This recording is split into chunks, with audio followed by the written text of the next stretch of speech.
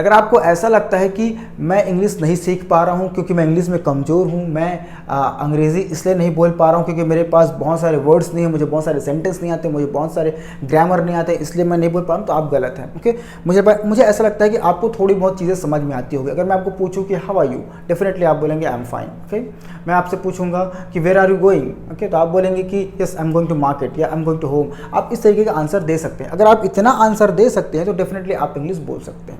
लेकिन जब जब आप स्टेज में जाते हैं, जब जब आप 4 लोगों के बीच में जाते हैं, आप नर्वस हो जाते हैं, और नर्वस हो जाते हैं, आपको डर लगने लगता है कि कहीं मैं गलत ना बोल दूँ, कहीं मैं गलत ना बोल दूँ, कहीं मैं गलत ना बोल दूँ। English is a language, okay, any one can make mistake, any one can make mistake, ठीक बात है ना। और ये एक बात आप हमेशा याद रख लीजिए कि जब जब ओके आप इंग्लिश बोलेंगे, अगर उस इंग्लिश को आपसे 2 साल सीनियर, 3 साल सीनियर, 5 साल सीनियर सुनेगा, ओके, तो हमेशा आपके इंग्लिश में वो गलतियां निकालेगा, हमेशा, क्योंकि वो अपने पॉइंट ऑफ व्यू से देख रहा है। और आपको हो सकता है आपको इंग्लिश प्रैक्टिस करते हुए 2 साल हुए हो, उस व्यक्ति को 10 साल हो गए होंगे, ओके, तो डेफिनेटली वो अपने पॉइंट ऑफ व्यू पर आप पे गलतियां निकालेगा ही निकालेगा। लेकिन जैसे कि मैं, okay, I have studied from government school, मैं 12th तक इंग्लिश बिल्कुल नहीं जानता था, ठीक बात है ना। मैंने जो भी सीखा है 4-5 सालों में ही सीखा है, और अभी भी मैं सीख रहा हूँ, ओके। लेकिन जो व्यक्ति होगा जो पिछले 20 सालों से इंग्लिश बोल रहा है, पढ़ा रहा है, ठीक है ना, डेफिनेटली उसको मेरी इंग्लिश में कुछ न कुछ गलतियां नजर आएंगी ही आएंगी, ओके। और वो फटाक से क्या करते हैं, फिर कमेंट करते हैं कि आपको इस चीज़ को सुधारना चाहिए, you have to improve your pronunciation, you have to improve your accent, you have improve this that, बहुत सारे कमेंट आते हैं, ओके।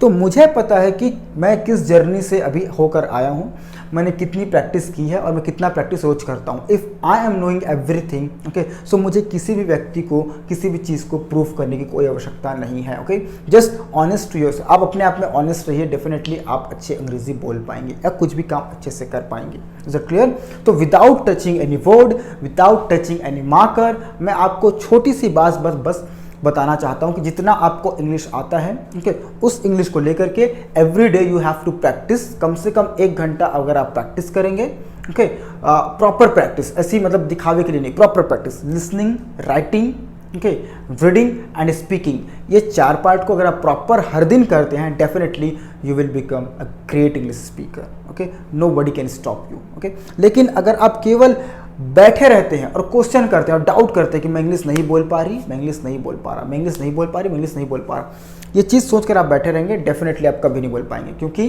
जो एक्शन करता है और लोगों से नहीं डरता है, वही व्यक्ति लास्ट में विजेता कहलाता है, okay. So thank you so much for watching this video.